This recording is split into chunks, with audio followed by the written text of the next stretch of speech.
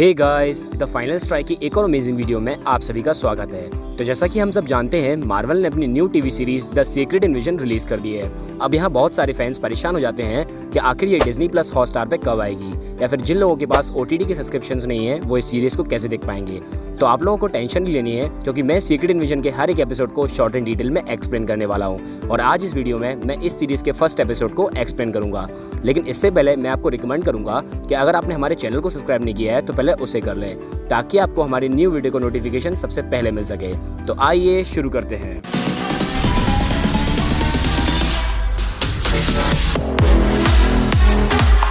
तो दोस्तों, जब मैंने सीक्रेट इन्विजन के फर्स्ट एपिसोड को देखा तब मुझे full captain America winter soldier और सिविल वॉर वाली वाइब्स आई। ये सीरीज सच में काफ़ी सीरियस होने वाली है, जिसमें आपको ज़्यादा कोई जोक सुनने को नहीं मिलेंगे, बल्कि आपको ग्राउंड लेवल स्टोरी दिखाई जाएगी कि सच में सीक्रेट इन्विजन कितना बड़ा थ्रेट होने वाला है। तो एपिसोड स्टार्ट करने से पहले मैं आपको कुछ रिकेप देना चाहूँगा। इन्फिनिटी वॉर में हम सब ने देखा था कि थैनोस की स्नैप की वजह से सबके साथ साथ निक फ्यूरी भी गायब हो गया था, और एवेंजर्स एंड गेम में सब कुछ ठीक होने पर वो सबके साथ वापस आ जाता है। तो वहीं आखिरी बार हमने निक फ्यूरी को अर्थ पर देखा था, क्योंकि इसके बाद वो अर्थ से चला गया था। अब कुछ लोग बोलेंगे नहीं, हमने निक फ्यूरी और मारिया हिल को स्पाइडरमैन फार फ्रॉम होम में देखा था। तो मैं आपको याद दिला दूं कि उसी मूवी के एंड सीन में हमें दिखाया जाता है कि वो निक फ्यूरी नहीं, बल्कि निक फ्यूरी का दोस्त टेलॉस यानी स्क्रल था। निक फ्यूरी करीब 2 सालों से स्पेस में सेबर नाम के एक स्पेस स्टेशन पर है। अब वो वहाँ क्या कर रहा था ये तो अभी तक बताया नहीं गया है। ये तो हो गया निक फ्यूरी का। अगर हम बात करें स्क्रल्स की, तो अगर आपने कैप्टन मार्वल मूवी देखी है तो आपको पता होगा कि स्क्रल्स कौन है, और अगर नहीं पता तो मैं एक बार बता दूं। बेसिकली स्क्रल्स एक ऐसी एलियन स्पीशीज है जो शेप शिफ्टर्स हैं, यानी कि ये किसी का भी रूप ले सकते हैं। आज से कई सालों पहले इन स्क्रल्स का प्लेनेट तबाह हो गया था, और तभी से ये लोग बेघर हैं। इन सारे स्क्रल्स का जनरल टेलॉस निक फ्यूरी का काफ़ी अच्छा दोस्त रह चुका है। असल में निक फ्यूरी और कैप्टन मार्वल ने इन स्क्रल्स से प्रॉमिस किया था कि वो इनके लिए कोई सेफ प्लेनेट ढूंढ कर देंगे, जो कि 30 साल पहले की स्टोरी है। अब आशा करता हूँ कि आप लोगों की यादें ताज़ा हो गई होंगी। Now come back to Secret Invasion. तो एपिसोड की शुरुआत में हमें रशिया की मॉस्को जगह दिखाई जाती है, जहाँ पर एजेंट रॉस एक सीक्रेट मीटिंग में जा रहा होता है मिलने एजेंट पेस्कॉट से।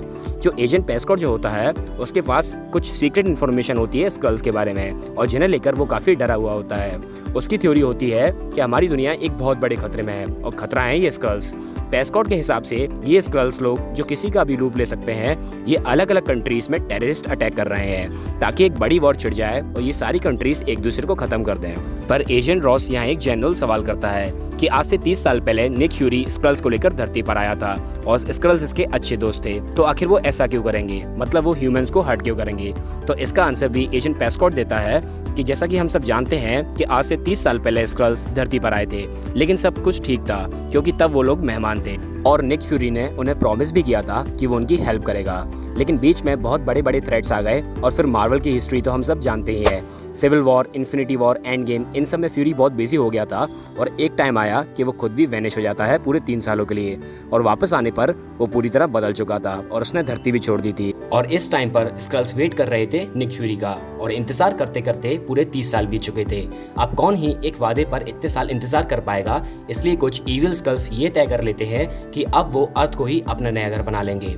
तो फिलहाल ये सारी इन्फॉर्मेशन एक थ्योरी होती है, जिसका कोई एविडेंस या कोई प्रूफ नहीं होता। इसलिए रॉस पेस्कॉट से बोलता है कि फिलहाल निक फ्यूरी स्पेस में सेबर में है, अगर उसे धरती पर बुलाना है तो कोई प्रूफ चाहिए होगा कि स्क्रल्स ये सब कर रहे हैं। तभी पेस्कॉट उसे प्रूफ देता है जो उसने छुपा कर रखा था, और जैसे ही पेस्कॉट रॉस के हाथ में वो प्रूफ देता है, दोनों के मन में शक हो जाता है। मतलब वही कि किस पर ट्रस्ट करें और किस पर नहीं, क्योंकि स्क्रल्स किसी का भी रूप ले सकते हैं, और ये चीज़ सबसे ज़्यादा खतरनाक हो जाती है। आप खुद ही सोचो कि आपके आसपास ऐसे क्रीचर हैं जो किसी का भी रूप ले सकते हैं, तो आप हमेशा डरे हुए रहोगे कि कौन रियल है और कौन फेक, किस पर भरोसा करें और किस पर नहीं। और यही चीज़ यहाँ भी होती है। एजेंट पेस्कॉट रॉस पे अटैक कर देता है, ये सोचकर कि रॉस एक स्क्रल है, और हाथापाई के बीच रॉस से गोली चल जाती है। फिर रॉस वहाँ से निकलने लगता है, तभी कोई रशियन गुंडा रॉस का पीछा कर रहा होता है। फिर रॉस कांटेक्ट करता है मारिया हिल को अपनी हेल्प के लिए। अब मारिया हिल को तो सब जानते ही हैं, शील्ड की सबसे बेस्ट एजेंट और मार्वल की सबसे पुरानी कैरेक्टर में से एक, जो कि निक फ्यूरी का राइट हैंड भी रह चुकी होती है। और फिर भागा दौड़ी के दौरान रॉस एक छत से कूद जाता है, और वो मारिया हिल के सामने आकर गिरता है, जहाँ रॉस काफी घायल हो चुका था, और पता चलता है कि वो गुंडा जो रॉस का पीछा कर रहा था वो एक स्क्रल है, और कोई नहीं बल्कि निक फ्यूरी का दोस्त टेलॉस। और फिर रॉस वहीं मर जाता है, और वो भी अपने असली रूप में आ जाता है। इसका मतलब ये भी एक स्क्रल था, एक ईविल स्कल। तो फाइनली ये कंफर्म हो जाता है कि कुछ देर पहले हमें जो ईविल स्कल्स वाली थ्योरी बताई गई थी वो सच है। सच में दुनिया बहुत बड़े खतरे में है। अब ये तो पता नहीं कि ये स्क्रल जाने कब से एजेंट रॉस बना घूम रहा था या हाल ही में बना है, और अगर ये स्क्रल था तो रियल वाला एजेंट रॉस कहाँ है, वो जिंदा भी है या नहीं। फिलहाल ये तो कुछ नहीं बताया गया। और फिर हमें दिखाई देता है सीक्रेट इन्विजन का इंट्रो, जो पूरी तरह यूनिक होता है, जिसमें दिखाया जाता है कि किस तरह पूरी अर्थ धीरे धीरे स्क्रल्स के द्वारा कॉन्कर कर ली जा रही है। इंट्रो के बाद फाइनली निक फ्यूरी एक स्पेसशिप से धरती पर आता है और उसका लुक ऑलमोस्ट पूरी तरह चेंज हो चुका होता है। ये वो निक फ्यूरी नहीं था जिसे अभी तक हम देखते आ रहे हैं, बल्कि वो काफी बूढ़ा भी हो चुका होता है। और फिर मारिया आती है निक फ्यूरी को लेने और वो उसे ले जाती है टेलोस से मिलवाने। और फिर वहीं पर टेलोस की वाइफ सोरेन के बारे में पता चलता है कि उसकी डेथ हो चुकी है। अब उसकी डेथ कैसे हुई ये भी एक मिस्ट्री है जो आने वाले एपिसोड्स में दिखाया जाएगा। टेलोस फ्यूरी को बताता है कि उसकी बेटी गाया वो भी उससे दूर भाग गई है। टेलोस एक टाइम पर लीडर था इनकी कम्युनिटी का, लेकिन उसे वहां से निकाल दिया गया और फिर इनका लीडर एक ग्रेविक नाम का ईविल स्कल बना और टेलोस पूरी तरह अकेला पड़ चुका था। अब जब फ्यूरी वापस आ चुका होता है तो टेलोस और मारिया उसे फुल सिचुएशन बताते हैं कि आखिर पृथ्वी पर चल क्या रहा है, स्पेशली रशिया में, क्योंकि यहीं पर उन ईविल स्कल्स का अड्डा होता है मॉस्को में। वो लोग एक न्यूक्लियर प्लांट में रह रहे होते हैं। हालांकि ग्रेविक इसकी एग्जैक्ट लोकेशन पता नहीं होती किसी को भी, लेकिन इन लोगों को ये पता होता है कि नेक्स्ट अटैक कहां और कैसे होने वाला है, एजेंट पैसकॉर्ड के उस प्रूफ की वजह से। असल में नेक्स्ट अटैक में स्कल्स किसी बॉम्ब का यूज करके कुछ पब्लिक प्लेस को उड़ाने वाले हैं, और ये काम वो कुछ फेक अमेरिकन बनकर करेंगे ताकि कुछ ऐसा हो कि America versus Russia war start हो जाए, दो पावरफुल कंट्रीज के बीच में। अब इस बात से समझ जाओ कि मामला कितना ज्यादा सीरियस है। फ्यूरी भी ये सब समझ रहा होता है, और क्योंकि वो कई सालों बाद अर्थ पर आया होता है इसलिए वो नाइट में वॉक पर निकल जाता है। उसकी वॉक के दौरान कुछ रैंडम लोगों को दिखाया जाता है जो कि निक फ्यूरी को घूर घूर कर देख रहे होते हैं। तो जैसा कि मैंने अभी बताया, जो स्क्रल्स हैं वो शेप शिफ्टर्स होते हैं। तो ये बताना मुश्किल है कि आपके आसपास ह्यूमंस हैं या स्क्रल्स।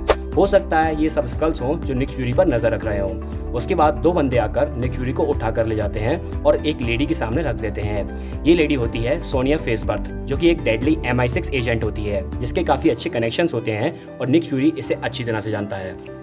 फ्यूरी सोनिया से कहता है कि मैंने खुद को जानबूझ के किडनैप करवाया ताकि मैं तुम तक पहुंच सकूं, और फिर वो मौका देखकर वहां एक हिडन कैमरा लगा देता है।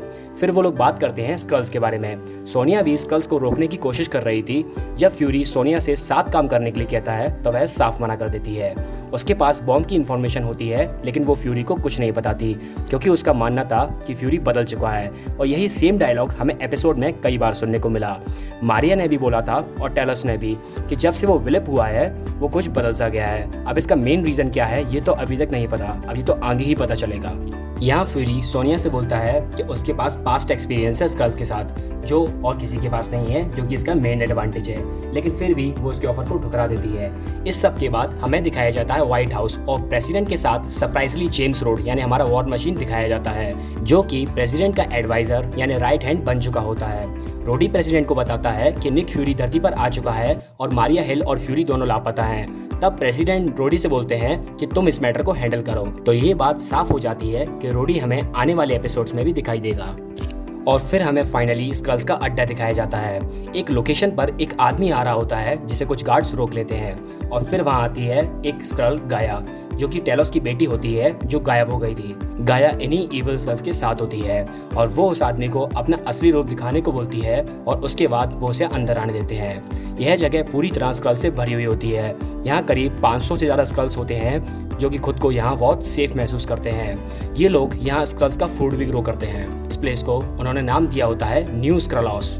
तो बेसिकली ये इनका नया घर होता है, और इनकी सही बात ये होती है कि ये लोग किसी को फोर्स नहीं करते टेररिस्ट बनने के लिए। जो यहाँ हंसी खुशी से रहना चाहता है वो रह सकता है, लेकिन जो वॉरियर बनना चाहता है, अपने घर के लिए लड़ना चाहता है, वो रेबल में शामिल हो जाए।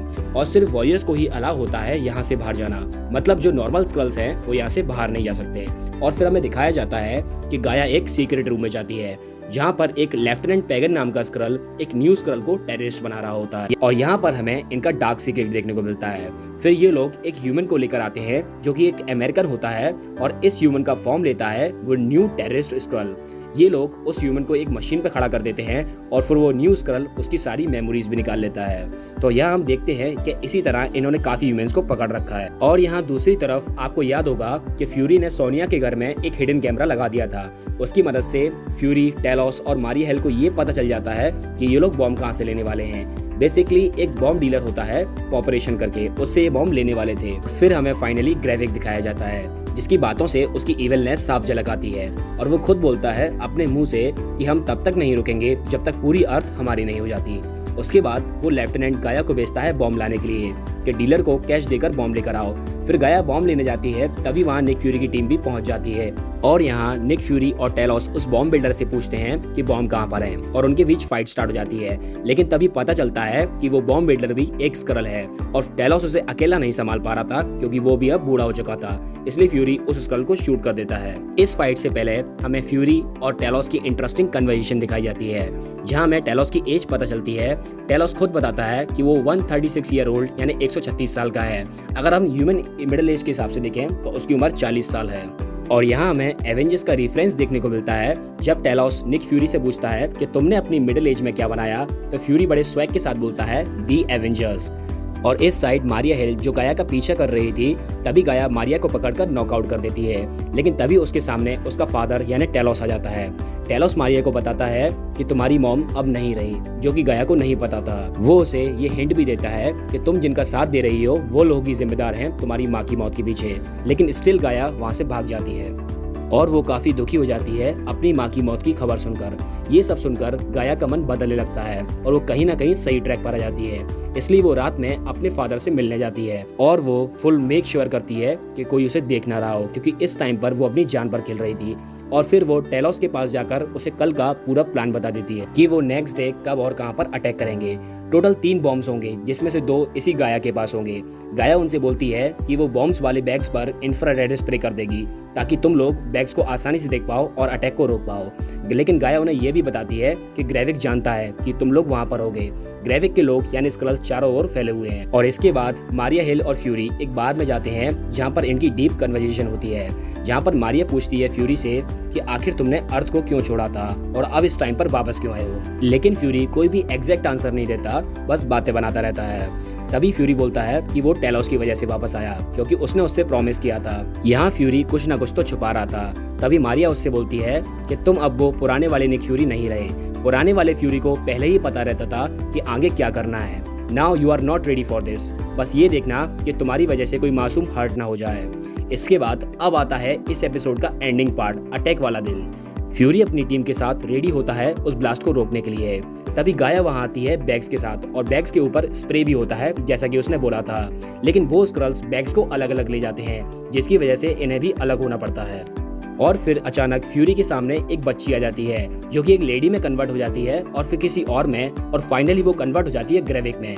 ये सब देखकर ये सब समझ जाते हैं कि कोई बहुत बड़ी गड़बड़ होने वाली है। और जब ये लोग बैग्स के पास पहुंचते हैं तो बैग्स में कुछ भी नहीं होता, बैग्स बिल्कुल खाली होते हैं। और फिर ग्रेविक, जिसके पास रिमोट कंट्रोल होता है, वो बटन दबाकर बॉम्ब्स को ब्लास्ट कर देता है। और जैसा कि हमें बताया गया था 3 अलग अलग बॉम्ब्स थे, इसलिए 3 अलग अलग ब्लास्ट होते हैं और ना जाने उसमें कितने मासूम रशियंस मारे जाते हैं। फिर वहाँ भागा दौड़ी मच जाती है। तभी ग्रेविक निक फ्यूरी का फॉर्म लेकर मारिया हिल को शूट कर देता है और वहाँ ऐसा करने पर वहाँ से निकल जाता है। जब निक फ्यूरी मारिया हिल तक पहुँचता है तब मारिया फ्यूरी के हाथों में अपना दम तोड़ देती है और यहीं पर एपिसोड एंड हो जाता है। तो सच ही यार, इसे बोलते हैं एपिक एंडिंग। कोई भी इस एंडिंग के लिए रेडी नहीं था। जैसा कि हम सब जानते हैं, मारिया हिल जो कि ओल्डेस्ट कैरेक्टर है मार्वल की, जो कि लगभग हर एक एवेंजर्स मूवी में दिखाई गई है, उसे ऐसी मौत मिलेगी ये सोचकर ज्यादा दुख होता है। मारिया के लास्ट वर्ड्स भी यही थे कि तुमने मुझे मारा, क्योंकि ग्रेविक ने निक फ्यूरी का फॉर्म लेकर उसे मारा था।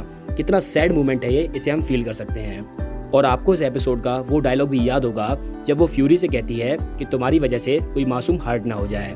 ये सुनकर और भी ज्यादा सैडनेस फील होती है। लेकिन अगर हम ध्यान दें तो फिलहाल हम स्क्रल्स के बीच में हैं, तो हो सकता है कि ये मारिया ना हो या मारिया जिंदा हो, लेकिन मुझे नहीं लगता, क्योंकि जिस फीलिंग के साथ उसकी डेथ हुई है देखकर तो लगता है कि उसकी कहानी यहीं खत्म होती है। आपको क्या लगता है कमेंट्स में बताना मत भूलना, और अगर वीडियो पसंद आई हो तो प्लीज लाइक कर देना। मिलते हैं नेक्स्ट एपिसोड।